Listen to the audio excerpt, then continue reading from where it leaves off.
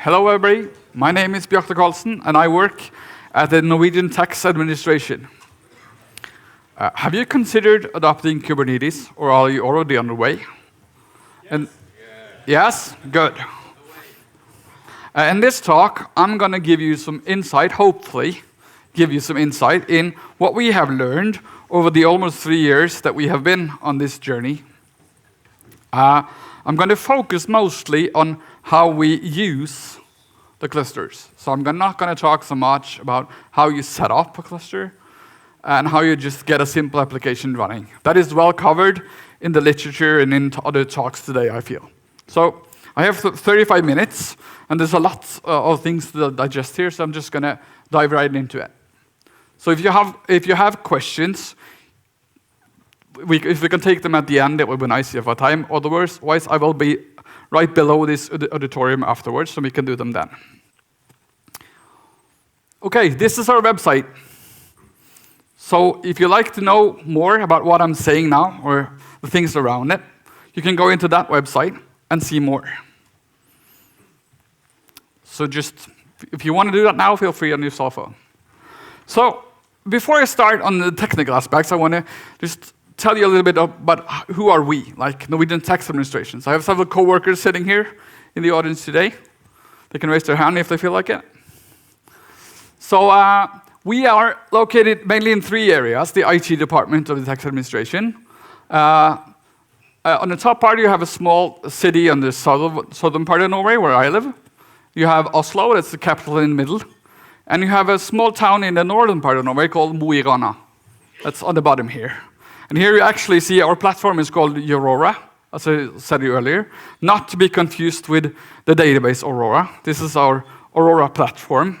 This name has been used internally for 10 years. And here you see you actually have Aurora Borealis, the northern lights. So that's kind of one of the names of our platform, because we're from Norway and the northern lights. So as you can see, we have many co-workers working on IT. But this is just the IT part of the tax administration. There are like 6,500 tax officers that work on the economic part of taxes in Norway. And our IT systems are pretty sophisticated. I can just kind of tell a little story about my tax return this year. I got an email saying, hey, your tax return is ready. Please go to this website, not click a link like security. Go to this website, log in to see it. I logged in. I got a PDF document of some pages. I read through everything, and all the numbers were correct, so I didn't do anything.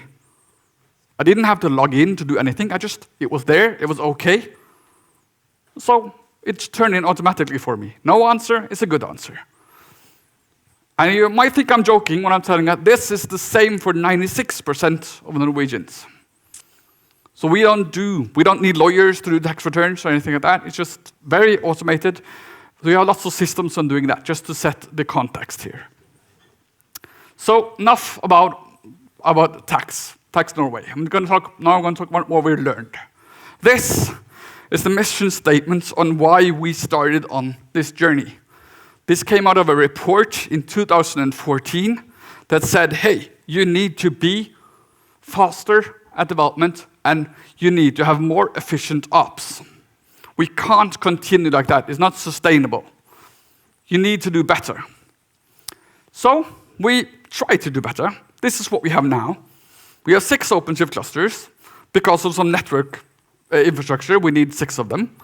And we have lots of different teams that work on them, and they have lots of applications and instances running. Now, lots depends on context here. We're not CERN. Certainly, we're not CERN. But we have some applications and some teams. When I say teams here, these teams are not like 5-man development teams. We're talking the biggest team is over 100 persons, 100 people working. And some teams are smaller, but some are pretty big. So we have a lot of things to manage here. So this is kind of the context. And these are the main facts I'm going to talk about today. I'm going to start off talking a little bit about how we build things that are going to run, then how we get them running, how we do external integrations with our existing infrastructure, and how we observe what is running. And then we're going to end off with some general lessons, if I have time, hopefully. So, building applications.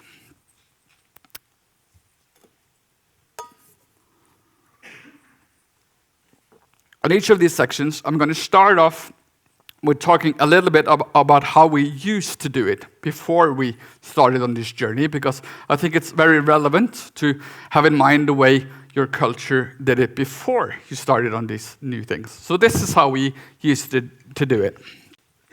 We had a shared Jenkins. We still have it, actually, for some legacy. That is deployed to a virtual server. It's manual. You need to manually install it, manually upgrade it. You need to manually create Jenkins jobs. You need to manually start Jenkins jobs. And you have lots of polling. So there are lots of manual steps to do it. And you have a shared build queue down here when you need to build your applications. And that can be full sometimes. And you also have a limit on how often you can run your job. So you could set up your own Jenkins if you like. But this is kind of what the standard package was. We also had, notably, a demand to deliver your application as a zip file. Now, Skatteetaten, or Norwegian Tax Administration, is mainly a Java shop. So we use the Maven assembly plugin to create this zip file. So this is kind of an existing demand that sets limitations on how we can do it, at least how we need to start to do it, right, to be accepted. So this is how we do it now. We have a Jenkins. It's containerized. You can deploy it as a service. It runs the Swarm plugin in Jenkins because we want our nodes to live a little bit longer than just one job, because we use Maven, we use some Node. We have lots of artifacts and stuff that are downloaded to our nodes, so we want them to be there. So as you can see here, when you commit, there's a push event that goes to Jenkins that automatically runs your job. So there's no polling anymore. And the Jenkins job will do the same thing that it used to do. It will create a delivery bundle and push it to Nexus. That is an artifacts kind of service, if you don't know it. And then when that's done, we will build the Docker image and push it to a Docker registry. So the build process itself looks like this. In order to achieve this, we use a component of that is called a build config here. That's part of the OpenShift distribution. So you don't need this to do this. There are plenty of other solutions. Today I've been to demos with CodeFresh and with Rancher 2. And both of them, you can also achieve this with those kind of tools, but we use OpenShift. We used OpenShift since 2015. So you create a build config, and that uses a custom strategy that's basically a Docker image that builds Docker images. And yes, this runs as a privileged container because it needs to right now, because we use Docker. We don't use any of the new build things yet. But we run these jobs on separate nodes, so we don't build where we run. Because if you have root in a Docker container, what can you do then? Then you can compromise the entire system, right? So you don't want to do that. So separate building from running. So you also see here we have a standard base image for all our stuff. Right now that's Alpine. We don't know if we're going to continue on that route or not, but right now it's that. And another notable feature of our build logic is that when we build a release, we build several tags that we push to Docker. And we build all these tags to enforce a key fact of the way we deploy things, in order to have several hooks that you can use to specify the upgrade strategy for an application. I'm going to talk a little bit more about that later. So many people, when I show them this, like all the versions we build, they ask why. Why do you do this? Why does this version contain both the image number of the builder, the name of the base image, and the version of the base image? And then I'm going to ask you, what do you do if your base image has a 0-day vulnerability? You know what I do? I fix the bug and I do a git push. And then everything is rolled out and built automatically. So if you have a vulnerability and use this system, You should think about this. I'm not sure, say you should do it like we do, but you should think about that so you can have that kind of capability, because I think it's important. So to tell you a little bit more about how the build works, we use this kind of the custom strategy that ships with the OpenShift distribution, but you can also build straight from source. I believe Red Hat is going to have 2 sessions on that on Thursday or something. Or you can use a straight up Docker file if you like that.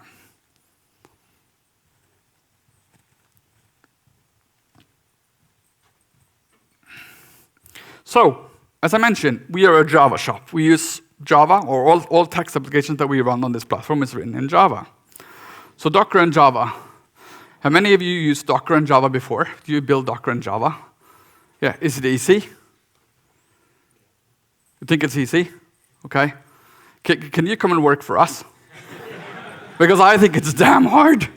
I mean, Docker and Java and Kubernetes, it's not easy. We've used so many times on this to get this right. It's a lot better now than with Java 10 than it used to be. But setting the XMX right, the memory constraints right, getting exit codes right, what do you do with crash dumps if something crashes in the middle of the night? But the container is dead, it's on another node now, but I want the crash report. There are so many things to think about here. And we've done it all, so we have a base image on Docker Hub, on GitHub, if you like to look at it. But anyways, it's not hard. Now, it is hard, to do this. So, if you consider going down the route of Docker and Java, there are lots of existing documentation on it now. And we have some examples that you can look at. So, but just don't think that it's easy, because it's not. Alexis talked today about GitOps. And I smiled during his keynote, because I sat next to another guy from DigitalOcean, Matt, and I said, this is what we do. It's so awesome. He says it now because this is what we do. Yes, we did something right. Because if you push, then things is built. And we're going to talk about later how it's deployed. It can be deployed. That is the answer. To as many environments as you like, but you don't have to do it, because there's a loose coupling. I mentioned we use Jenkins, and we use Bitbucket for Git. And a part of these tools are very good. There's a very good integration between them. There are very good push events. But Jenkins file, how many of you use Jenkins file syntax? Okay, I'm going to ask you again. Do you think it's easy? No. Okay, I'm sorry, I'm going to rant a little bit now. Jenkins file is a subset of Groovy that is undocumented. Okay. So Jenkins X is on the way. We haven't had time to look at Jenkins X, but I'm not sure if you're going to do it, because right now we have a library where we unit test and test our Jenkins pipelines, so it's a lot easier. We don't burden the developers with that. They use our library and they just configure it. So it's better now. But in the start, there were lots and lots of time used on getting Jenkins file right. So, as I tried to mention now, building Docker images for PaaS is hard. You can't just take a Docker file from Docker Hub and expect it to work. Like for us, for instance, we want you to use our base image because we want to have security checking on that base image, right? You want to know that you use the right one. And you don't want to run as a privileged user. And you can't even, there are limitations on what kind of users you can run on as well. So it is hard, so think about that. Should your teams build the Docker images from their own, or should you do it in a central place? In our culture, the right answer was to build it in a central place, but that might not be the same for your culture. So this is kind of like our build contract. We have several contracts that I try to define on how we do things here. So these are kind of the things that projects, when they come on our platform, we said to them, this is what you need to do when we talk about building. So I'm not going to go through that in detail. I'm just going to leave it up there so you can read it yourself.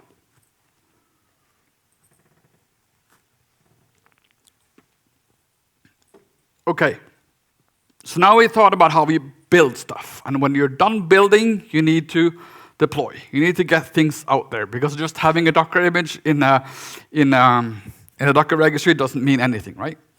So again, I'm going to show you a little bit on how we used to do it. And we used to do it like this. We had 3 homemade tools.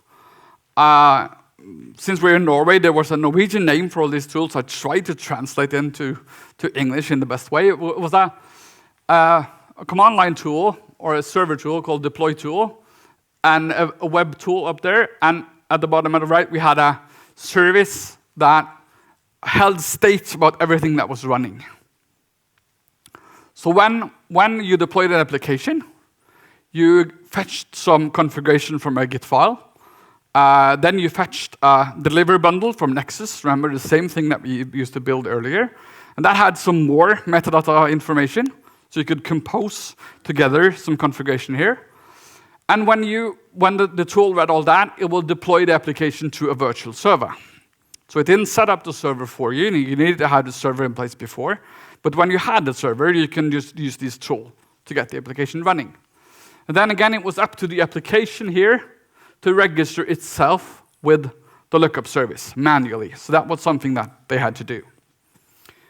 Right now, this is like this. So we have some new tools here. They kind of fill the same need. That is intentional, that we want tools that embrace the culture and try to fulfill the same needs that we had before. So we have a command line tool called AO, and a GUI application that is called the console. They both talk to an API that does the heavy lifting. We have a composable configuration format that I'm going to talk to you a little bit about after this, that we read from Git. And then the API will add and apply objects to Kubernetes. And that will again deploy the application. So we don't use Helm, because Helm went stable like in January. That is like 2 years late for us, because we've been on the journey for a while. Are we going to use Helm? We don't know. If it gives us value, maybe. So when we deploy an application, this is what happens. I'm not sure how many of you are familiar with OpenShift and image streams. Okay, so not very many. So an image stream is basically a component that runs in Kubernetes. It's on its way downstream from OpenShift into Kubernetes.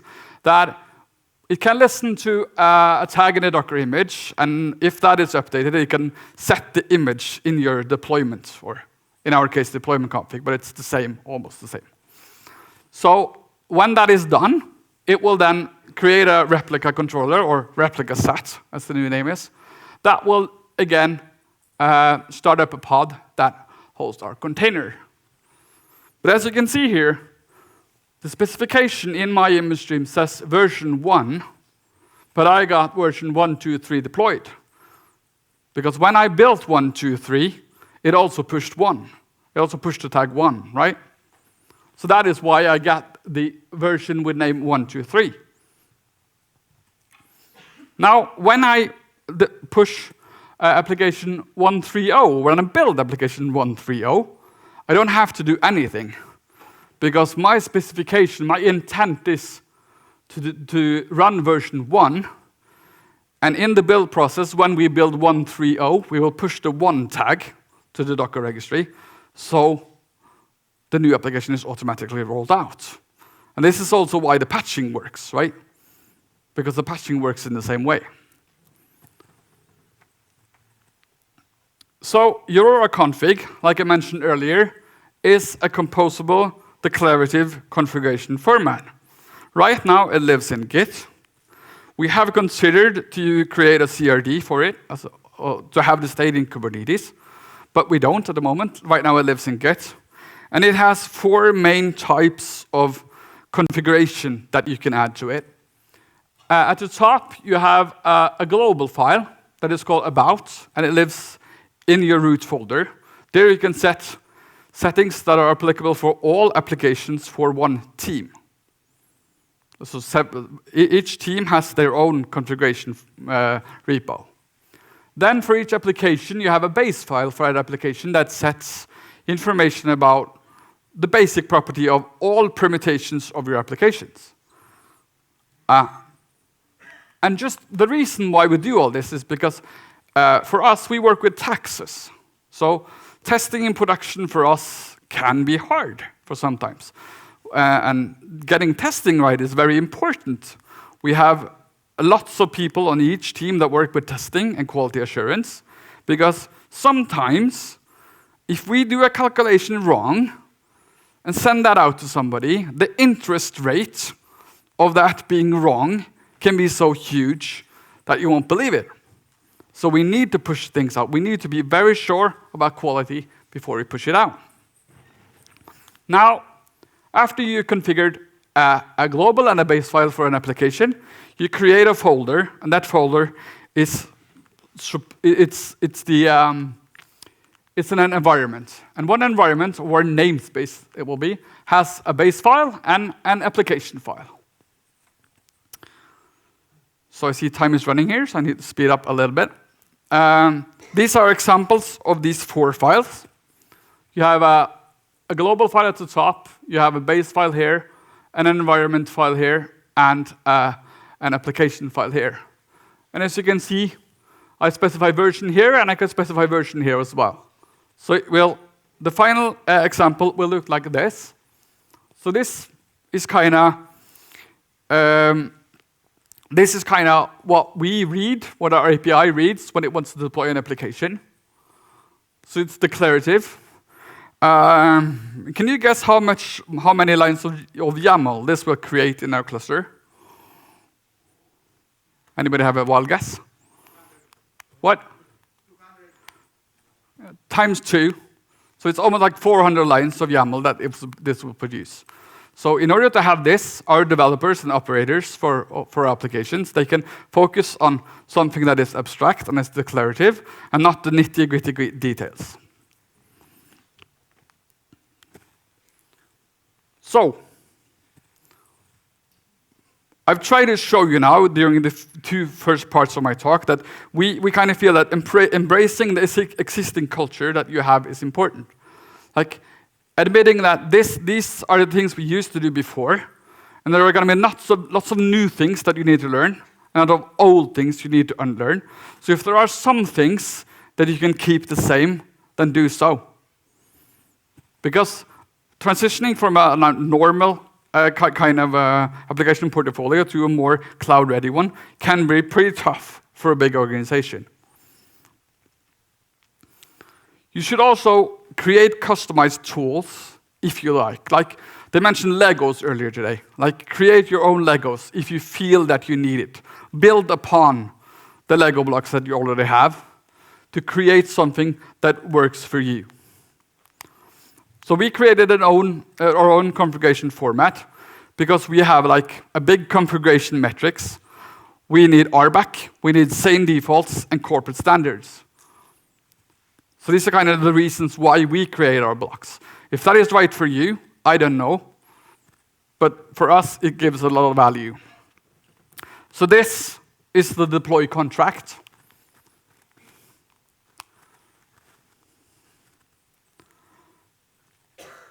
So now on to external integrations. We have lots of things outside of the clusters that we need access to inside the clusters. This is an example of how it was before. On a virtual server, you need to push logs to Splunk. You often need an Oracle database to have state. You need a certificate, and you need to open some firewalls. For external users and for internal users, you need to open firewalls. So before, all of these processes were manual. So we're talking weeks to set up the server before you can set up the application. Right now, it's like this. So it looks very familiar and very similar. That is by design, again.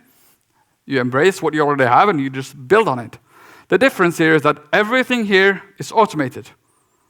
You declare in the file I showed you earlier, I said certificate equals true. So this one is automatically generated for me. So everything is declarative, and when you deploy the application, everything is automated. So that is kind of the key lesson here, is that you should automate all existing infrastructures and standardize. Because if one of these parts are not automated, then you basically can't deploy new things really fast. Then you're slowed down. So it's like the speed of the slowest one is the important. Just get the speed of the slowest one up. Focus on that. But this takes time. It takes lots of time. This was before there were very many good connections for Splunk. So getting Splunk right for us took very much time. Our latest integration with the firewall was ready this year. So it took 2 years to get it right. So this will take time. And when you create these integrations, remember to think about the end user. Think about feedback for the end user. Creating an operator or a controller, like even if you don't use the CRD, but if you react to some annotations and labels and create some other resources, how will you get the answer of that process to your user? Think about that. I don't know if anybody has a really good solution to that on the operator pattern, but if anybody has, I would be really interested to talk to them. Because for us, right now, we just annotate the resource with the error message and we show it to the end user. So if anybody has a really good solution to that, feel free to grab me afterwards. So, how do we run applications? We have now showed how we build applications, how we deploy them, and how we integrate them with our existing infrastructure. So how do we run them? Again, this is how we used to do it. This lookup service, you might recognize this from the picture earlier about deploying. When an application in the old infrastructure was deployed, it would register itself with a lookup service. And actually, it will continually ping the lookup service during its lifetime to say, hey, I'm alive, I'm alive, I'm alive. And we have a separate ops board. That's kind of a board for operators of applications to go and look at the status. And they will use the status from this lookup service here. Another aspect that the status of the lookup service is used for is for load balancing. So load balancing the old way was kind of client-side load balancing. A client reads state from the lookup service to get the endpoints for other applications that are running, and it will just manually select one of them and use that IP and port to call this service. So it's entirely client-driven. So this was what it used to be. Right now it's like this. So the application will just use the load balancing facilities that is in the platform. We don't use the client-side load balancing anymore. We use like DNS things. And when it comes to looking at the service, you see there's no lookup service anymore. The lookup service is now the Kubernetes cluster that has all our state. And in addition, each application here implements a contract with the API itself that we also connect to fetch information about this application. That can be what kind of dependencies do you run, what are some metadata about yourself. And we have Prometheus running that will also scrape the application for metrics. So this API will then use information from the Kubernetes and from the application to calculate something we call Aurora status. And now we come to another part of our of what we have learned that kind of we feel gives us a lot of value. And that is, these are an example of 2 ways you can view an application, like in a cluster today. On top here, you have the Kubernetes dashboard. And on the bottom right here, for those who haven't looked at it, is the OpenShift dashboard. Now, what you can see about both of these 2 solutions is that you see a lot of information from a few things. But for us, we want to see the opposite. We want to see a little bit of application for many things. So this is what we have made. This is the wall board, as we call it. It's named like that because we run it on TVs in our different locations. This shows lots of applications. Each of these squares is an application with a version and a status that is normalized by the colors. So we can see with a glance how does everything run. And the reason we do this is because this was something that the operators were already used to. They already had the ops board. They wanted something that was similar, so we gave them something that was similar. So this is our runtime contract. We want people to create microservices. If they follow 12 factors, then it's they're normally they're fine. And we have this management interface that works kind of like Spring Boot Actuator, if you're familiar with that. And we have some settings regarding logging. So this is kind of abstract. How can I do this? How can I is there an easier way? Yeah, there's an easier way. We have a tailored service template that is available on GitHub that can show. We put it on GitHub so everybody else can see as well, but it's mostly for our internal users. How can you create an application that follows most of the demands of the platform? How can you easily get started? How do you expose metrics right? You expose the management interface. You start up correctly. You die correctly. Things like that.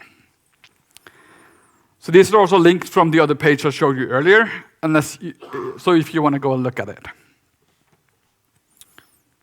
So over to the last section of my talk, general lessons.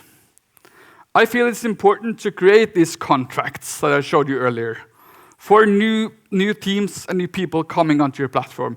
Create a simple and easy contract that they can read on how they should do things together on your platform, how to be a good citizen. And when you have couplings, you should keep these couplings loose. So we don't declare what test environment you are going to deploy your application in the build pipeline. We declare it beforehand. There's a loose coupling here. So if one team wants to deploy a built applications to 5 different namespaces in 5 different configurations, that's fine. But the coupling is loose, so you can decide for yourself. Leverage the platform. Leverage the power of the label selectors and everything else you have there.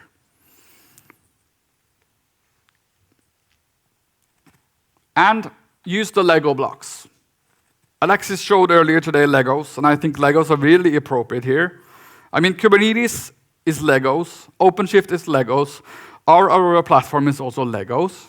I mean, Vemund, who's sitting in the second row here, he works on another part of the Norwegian government, and they use our stuff. They forked our stuff, and they used our stuff, and that makes me really happy. Thank you.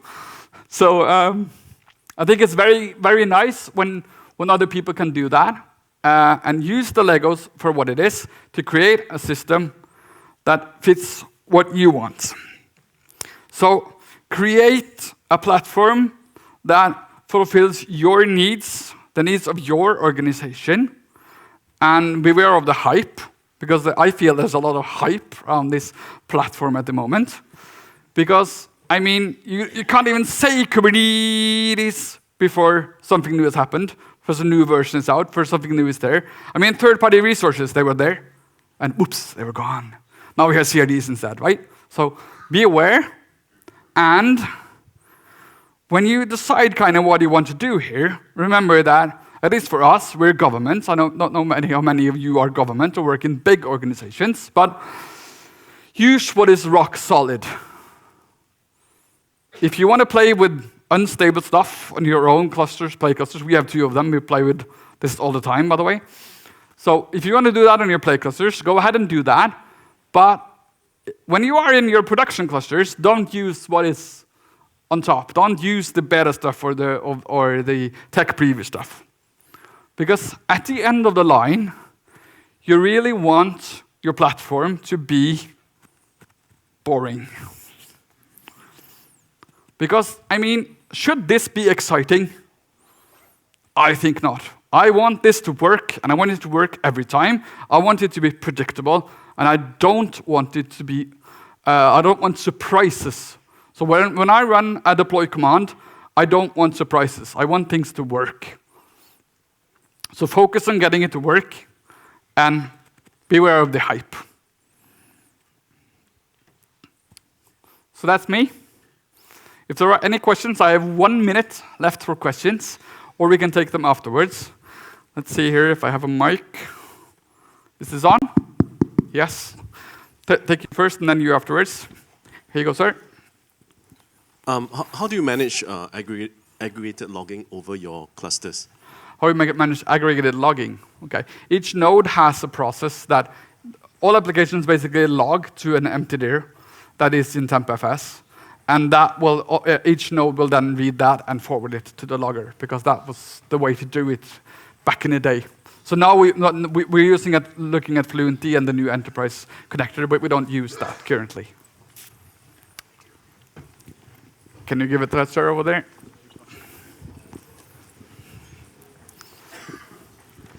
Yes, sir.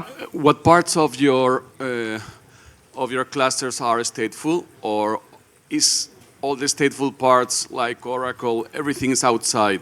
Currently, we don't have any state now in the clusters. All of the applications that run here now are stateless.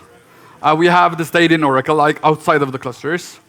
We are looking at some applications that are going to migrate over that have state, that are stateful. And so we haven't basically looked at that yet. So we haven't come that far yet.